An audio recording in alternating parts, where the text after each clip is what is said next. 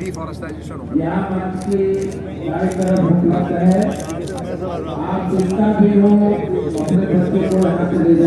नहीं गई हो, गलत जानकारी आप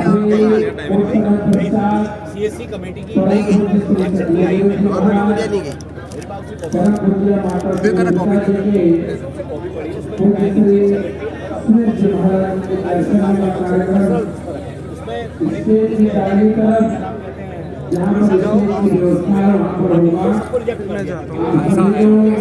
बहुत छोटे गांव थे वो जिनकी आप बात कर रहे हो, ट्राइब्स के गांव थे। इसमें जरा आप अपना नंबर दे दो, आप अपना पत्र मुझे दे देना।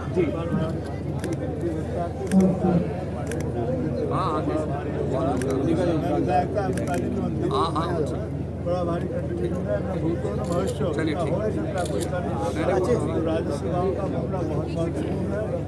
पहले भी इस समय दिवाली के समय हमने प्रस्ताव करके जरा मैं इनसे बात कर लूँ लोगों से, आपको दे देगा बैठ के।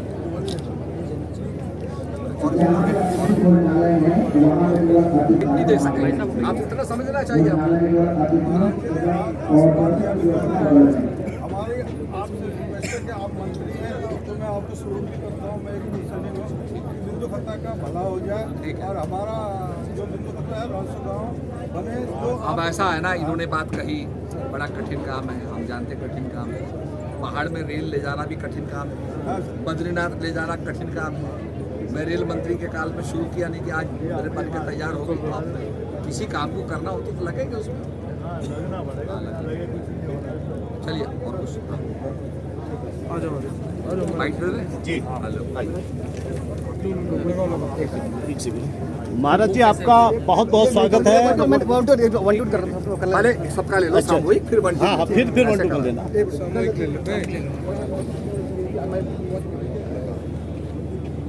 महाराज जी, महाशिवरात्रि के पावन अवसर पर स्थानीय जनमानस के नाम आपका विशेष रूप से क्या संदेश कहना चाहेंगे? आज शिवरात्रि के पावन पर्व पर भगवान शंकर से ये प्रार्थना है कि हमारे प्रदेश को, सभी हमारे प्रदेशवासियों को अपना आशीर्वाद दें और हमारे देश के संकटों को हरें और ऐसा आशीर्वाद दें जिससे कि हमारा तेजी से विकास हो। आज यहाँ पर काफ़ी जनसंख्या आई और सभी का हम लोग अभिनंदन करते हैं, स्वागत करते हैं और बड़ी भावना के साथ सबने जो है भगवान शंकर की आराधना की और मंदिरों में दर्शन प्राप्त किए।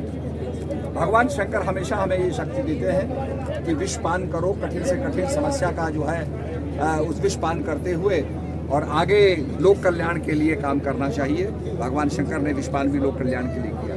तो आज उसी से प्रेरणा लेते हुए निश्चित रूप में, और यहाँ पर जो लोगों की मांग थी और मुझे विधायक जी ने भी कहा, राजस्व ग्राम के लिए बताया है, तो उसके लिए हम कार्रवाई कर रहे हैं।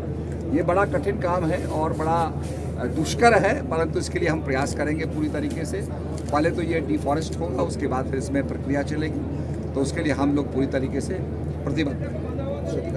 माता जी, हिमालय की गोद में बसा उत्तराखंड प्रकृति की अमूल्य धरोहर है। इस धरोहर में कुछ ऐसे गुमनाम तीर्थ हैं जिनको प्रकाश में लाने के लिए सरकारी स्तर पर क्या प्रयास किए जा रहे हैं? हम लोगों ने सर्किट्स बनाए हैं जिसमें हमने 12 भगवती के मंदिर, गढ़वाल के 12 हमने कुमाऊं के मंदिरों को लेकर के 24 मंदिरों का सर्किट बनाया है। ऐसे भगवान शंकर के हमने 12 मंदिर जो हैं हमने कुमाऊं के लिए हैं, 12 गढ़वाल के लिए हैं। ऐसे हमने भगवान विष्णु के, गोलजू के, महाशु देवता के, विवेकानंद के, सभी के हमने सर्किट्स बनाए हैं। हनुमान जी का सर्किट बनाया है, सिख सर्किट बनाया है, जिसमें हम सारे जिलों से लेते हुए और वहाँ के जो अच्छे तीर्थ हैं उनको लाएं।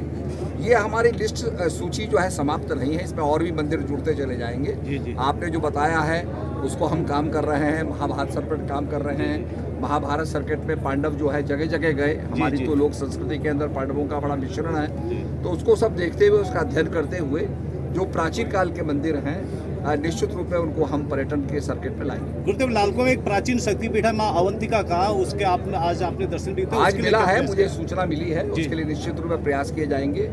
बाउंड्री के लिए हमारे विधायक जी ने आग्रह किया है, तो उसके लिए भी कार्रवाई की जाएगी। चलिए सर। और कैबिनेट मंत्री उत्तराखंड सरकार के संचालक राज्य शहर 4 यात्रा को और 22 तारीख को केदारनाथ यात्रा इसके लिए हमारी सारी बैठकें हो चुकी हैं और सब तैयारियां हमारी हैं। शीतकालीन यात्रा हमारी बड़ी अच्छी चली है। करीब 35,000 यात्री जो हैं शीतकाल में दर्शन उन्होंने किया है।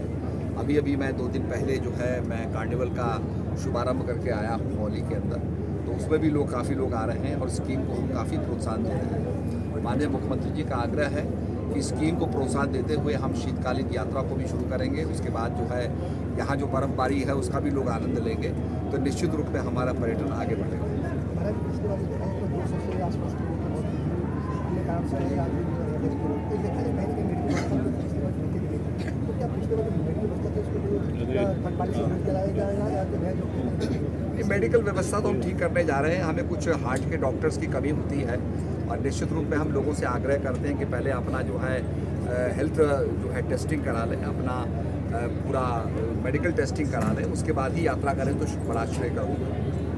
सर कांग्रेस कह रही कि भाजपा बहुत शहरों की भाजपा सनातन के नाम पर लड़ रही है, लेकिन कहीं ना कहीं जगह है सनातन के नाम पर जो कांग्रेस मुद्दा बना के चल रही है भाजपा सनातन लेकर बर्बाद नहीं मुद्दा लड़ रही है, किस तरह देखते सर जो कांग्रेस को मांग की सनातन तो हमारा आधार है और हमारी संस्कृति जो है उसको हमें बढ़ाना है और निश्चित रूप में जो है यहाँ काम हो रहा है। आज जो है शिवरात्रि में आज ये संदेश दिया गया कि भगवान शंकर ने जैसे विषपान किया था, 14 रत्नों में विष भी निकला था, जिससे पूरा प्रभावित हो गया था, सारा संसार प्रलय मच गई थी, तो भगवान शंकर ने उसे विषपान किया और सारे संसार को बचाया। तो लोक कल्याण के लिए और संसार को बचाने के लिए और विकास के लिए हमें काम करना है। शिव जी से प्रेरणा ली।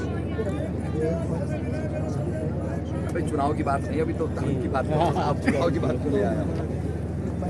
तो आपको सरकारी बात जो चुनाव आया उसमें जो कोई बात आ रही है कि आपका जो बात अब इसके बारे में मैं कुछ नहीं कहूँगा, पार्टी तय करती है, परंतु ये चुनाव का विषय नहीं है। इसे मैं भगवान शंकर से प्रार्थना करें, देश के ऊपर जो संकट आया हुआ है उस संकट को हारें और देश को आगे बढ़ाएं। 2027 के चुनाव के लिए महाराज जी अरे चुनाव के विषय नहीं है बात।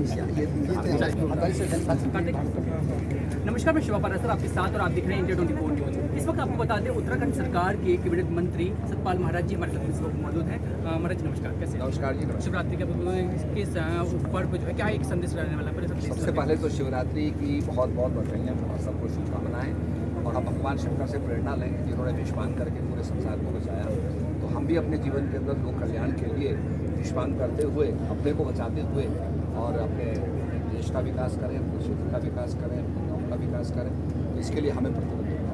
महाराज जी आप उत्तराखंड सरकार में जो है पर्यटन जो है मंत्री हैं, आपके मंत्री बनने के बाद जो है उत्तराखंड में जो है पर्यटन दर जो है कितनी आपकी बनने के बाद जो कितनी % जो बढ़ी है और क्या नई पर्यटन बढ़ा है? हमने देखिए हमारी जो यात्रा चलती थी 4 धाम यात्रा, उसके साथ में शीतकालीन यात्रा को बढ़ावा दिया।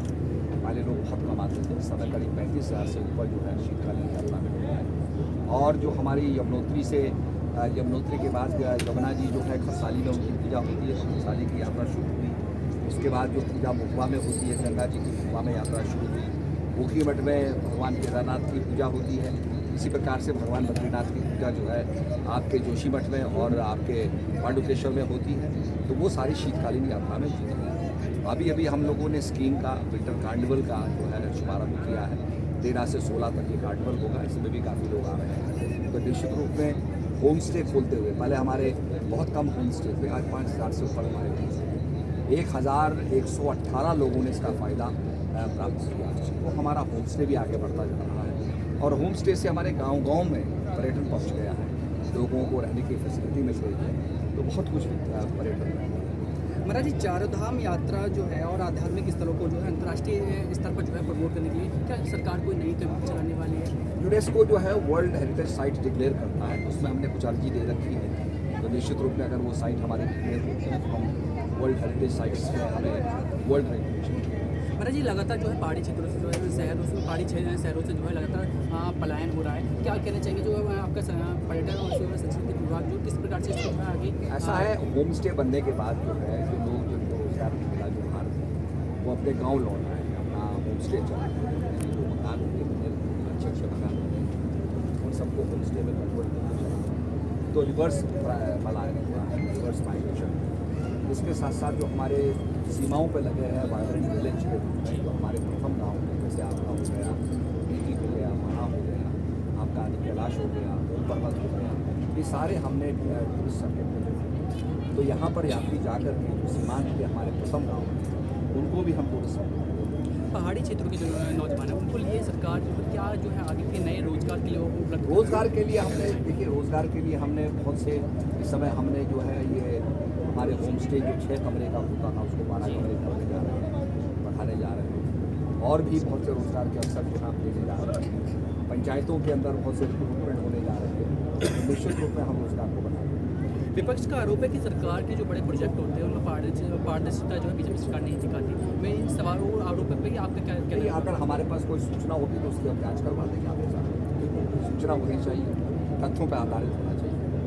हाँ, उत्तराखंड सरकार के जो है तमाम लोगों के लिए आपका जो एक शिवरात्रि उपलक्ष्य में जो है कि एक नया संदेश रहने वाला है। नहीं, मेरा संदेश यही है कि भगवान शंकर की आराधना हम करते हैं, शिवरात्रि में हम पूजा करते हैं, उनसे जुड़ा लेते हैं।